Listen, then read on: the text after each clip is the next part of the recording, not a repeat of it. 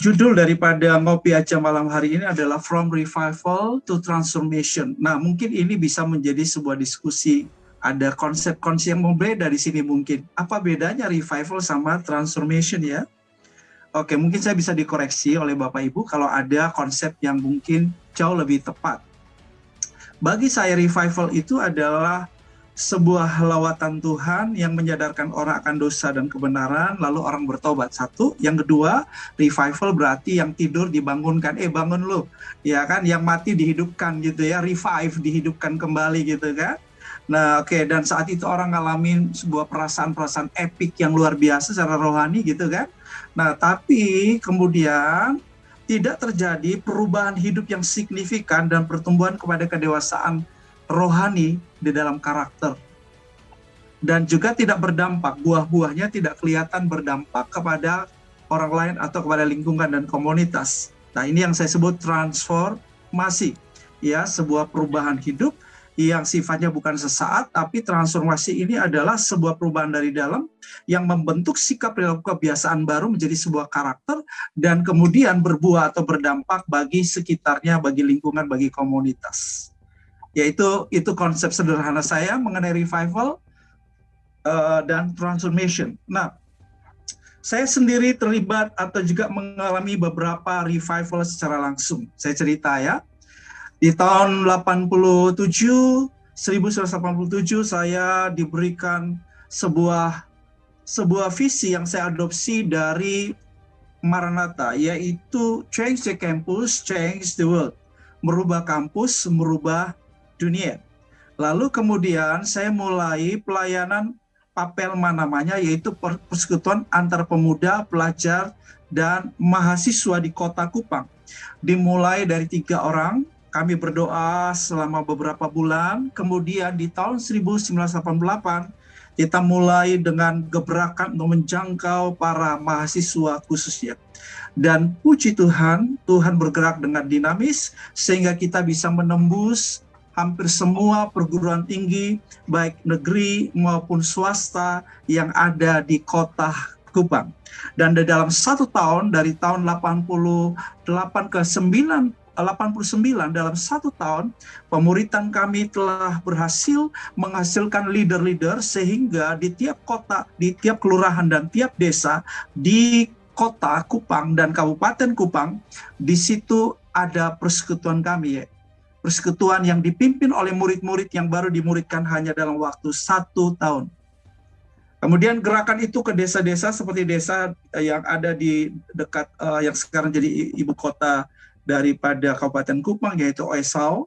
Juga alami lawatan, anak-anak muda di sana semua yang nakal-nakal, pemuda-pemuda yang hidupnya berandalan, mengalami perjumpaan dengan Yesus, dan mereka diubahkan hidup. Tahun 90, saya kuliah kerja nyata, lalu saya dapatkan sebuah rema seperti ini, bahwa Tuhan ingin kembali mencurahkan anggurnya yang baru buat kota Soe, tetapi Tuhan memerlukan kantong kulit yang baru.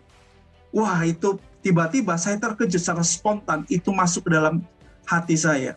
Saya sedikit berbantah dengan Tuhan pada waktu itu, tapi kemudian saya memilih untuk mengikuti tuntunan yang buat saya itu sebetulnya secara logika dan realitasnya saya pikir, itu nggak bakalan terjadi. Lalu saya mulai lagi pemuritan di kota Soe. Di tahun 90 saya mulai dari 3 orang. Dan kami mulai dengan banyak sekali waktu untuk berdoa, puasa, doa keliling, doa semalam suntuk, doa fajar di jam 5 pagi. Seperti Anda tahu, kota Soe itu cukup dingin. Ya, dan penginjilan di jalan-jalan, doa keliling di jalan-jalan. Dan saya setiap minggu dari kota Kupang ke kota Soe untuk memuridkan hanya beberapa orang. Dan puji Tuhan, kemudian di tahun 93, sebuah lawatan terjadi. Lawatan Tuhan terjadi ketika guru SMA kami, dia adalah koordinator daripada persekutuan pemuritan yang saya pimpin. Saat berdoa, kemudian lawatan Tuhan terjadi di SMA Kristen itu, dan anak-anak para pelajar itu mengaku dosanya, mereka sadar akan dosanya, revival terjadi. Ada pertobatan di mana-mana, mereka pergi menginjil, memberitakan Injil di mana-mana, guru-guru mereka mereka injili, dan api itu merambat di semua sekolah yang ada SMP dan SMA. Pemerintah turun ke lapangan untuk mengecek apa yang sedang terjadi. Pihak gereja Gemit turun ke lapangan. Tadinya pihak gereja Gemit menganggap kegerakan yang kami lakukan itu pada waktu itu adalah kegerakan yang tidak selaras dengan firman-Nya. Tetapi ketika revival itu terjadi, puji Tuhan, pihak gereja Gemit pada waktu itu mengakui bahwa ini adalah pekerjaan Tuhan, sehingga kami diakomodasi untuk menggunakan gedung Gereja Masih Injil Timor sebagai wadah buat kegerakan anak-anak muda di kota Soe. Luar biasa Tuhan bekerja dengan dahsyat pada waktu itu.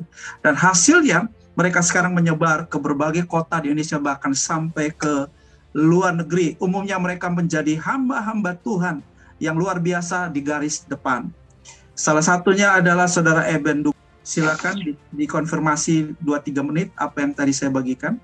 Apa yang dikatakan oleh Bapak, oh betul. Jadi saya merasa sangat-sangat bersyukur karena bagian dari apa yang saja diceritakan. Mungkin sedikit pengalaman bahwa itu saya bulan April tahun 2000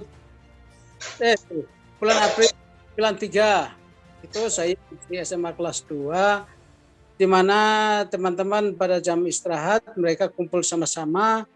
Lalu dari situ mereka menyampaikan firman Tuhan yang singkatnya adalah kita harus membuka hati untuk menerima Tuhan Yesus sebagai Tuhan dan Juru Selamat. Saat-saat mereka berbicara seperti itu, lawatan Tuhan terjadi sampai kami beberapa kelas itu nangis sejadi-jadinya untuk menyadari dosa dan bertobat. Jadi saya juga tidak tahu kenapa bisa begitu, tapi itu terjadi secara spontan dan itu 2 hari berturut-turut dari hari Senin sampai hari Selasa, dan guru-guru mengalami kebingungan kenapa kejadiannya seperti itu. Tetapi puji Tuhan bahwa hal itu kami tidak mengerti sebelumnya, tapi kami sangat-sangat bersyukur bahwa itu adalah pekerjaan Roh Kudus, itu adalah lawatan Tuhan. Dan kami merespon waktu itu sampai hari ini. Itu terjadi bukan hanya di sekolah kami. Saya waktu itu SMA Negeri, itu terjadi di SMA Negeri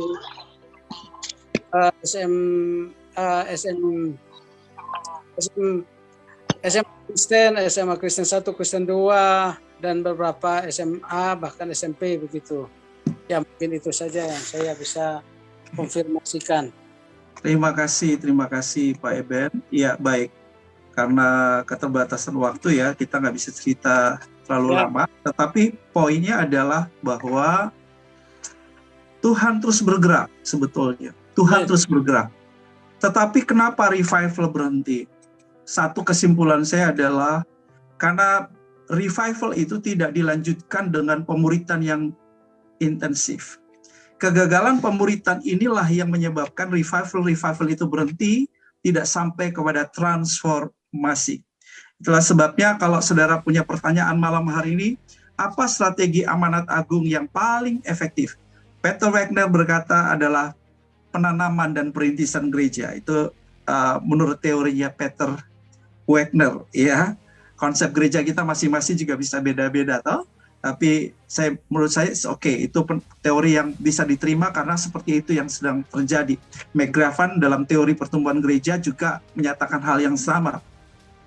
Tetapi saya menggunakan istilah yang sebetulnya Yesus sendiri sudah nyatakan di Matius 28:19-20, pergilah jadikan semua bangsa muridku. Nah, ada sebuah pengalaman pahit, pengalaman buruk, pengalaman menyedihkan dan mengerikan daripada bangsa Israel yang tercatat dalam Hakim-Hakim pasal 2, yaitu ketika Yosua masih hidup dan para tua-tua yang punya pengalaman perbuatan Tuhan di padang gurun masih hidup. Mereka beribadah kepada Tuhan, tetapi ketika mereka meninggal, maka yang terjadi dengan generasi mereka yang kemudian adalah generasi mereka yang kemudian tidak mengenal Allah, bahkan tidak tahu perbuatan Tuhan bagi yang terjadi buat bangsa Israel. Dan saudara-saudaraku yang kekasih, juga mereka tidak mengenal firman-Nya. Nah, apa yang terjadi?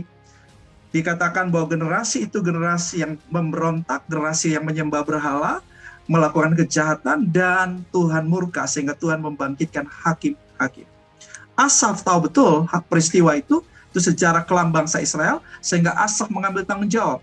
Aku akan memuridkan, aku akan mengajarkan jalan-jalan Tuhan, firman-Nya kepada anak cucuku, supaya mereka mengenal Tuhan dan mengetahui perbuatan-perbuatan Tuhan. Jadi malam hari ini, kalau Bapak Ibu bertanya, apa strategi yang tepat hari ini kita gunakan dalam amanat agung, adalah mari kita bersama-sama memberi perhatian ekstra memuridkan generasi muda di bawah usia 30 tahun. Saya ulangi, mari kita memberi hidup kita buat generasi muda di bawah usia 30 tahun. Dan puji Tuhan, dalam 1,5 tahun ini, oleh anugerahnya Tuhan memberi tugas ini untuk kami jalankan, dan dalam 1,5 tahun kami telah melayani melalui gerakan yang kami sebut Kampus Citra, komunitas anak muda pemimpin unggul cahaya transformasi Indonesia, telah melayani lebih dari 14.200 anak muda. Tapi bukan sekedar dalam bentuk KKR, kami mulai follow up dengan mentoring, dengan pemuritan yang sistematis untuk melatih, melengkapi anak muda. Mulai sekarang mereka disiapkan jadi pemimpin dengan cara apa? Mereka melayani, tetapi supaya mereka bisa melayani efektif dan menjadi pemimpin unggul di 7 spheres of influence, maka mereka perlu dimuridkan secara khusus, secara sistematis. Baik, saya kira saya sampai di sini dulu, karena nanti diskusi kita akan berkembang dari poin-poin yang akan dibagikan oleh Pak Dhani dan Pak Heru.